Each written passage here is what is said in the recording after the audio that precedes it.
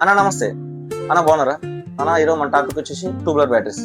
Tubular batteries ఎందుకు fail అవుతాయి, life ఎందుకు రావడం లేదు, ఎలా ఫెయిల్ అయ్యాయని ఐడెంటిఫై చేయాలి. సో దీని గురించి మనం ఈరోజు టాపిక్.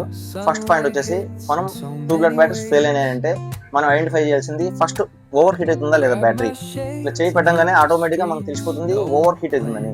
ఓవర్ హీట్ అవుతుందంటే 99% బ్యాటరీ ఫెయిల్ అయినట్టే. సో సెకండ్ది, మనము ఇన్వర్టర్ బ్యాటరీ కొంటాం. ఒక దగ్గర 1 year 2 years వాడిన తర్వాత కొంతమంది ఇల్లు షిఫ్ట్ అవుతుంటారు. ఇల్లు షిఫ్ట్ అయిన తర్వాత బ్యాటరీ ఇన్వర్టర్ వాడుకోకుండా పక్కన పెట్టేసి కంటిన్యూ చేస్తుంటారు. 1 month 2 months అంటే ఓకే. అంతకు మించి 1 year 2 years అయింది అనుకోండి, బ్యాటరీ ఫెయిల్ అవ్వడానికి చాలా స్కోప్ ఎక్కువ ఉంది. సో 99% బ్యాటరీ ఫెయిల్ అయినట్టే. థర్డ్ వన్, మనం ఇన్వర్టర్ బ్యాటరీ కొంటాం.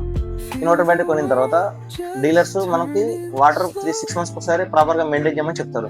వాటర్ మెయింటైన్ చేయకపోయినా కూడా బ్యాటరీ లైఫ్ పోతుంది. మీరు ప్రాపర్గా వాటర్ మెయింటైన్ చేయండి, లైఫ్ వస్తుంది battery. 8 years 10 years 12 years 13 years వచ్చిన వాళ్ళని కూడా నేను చూశాను.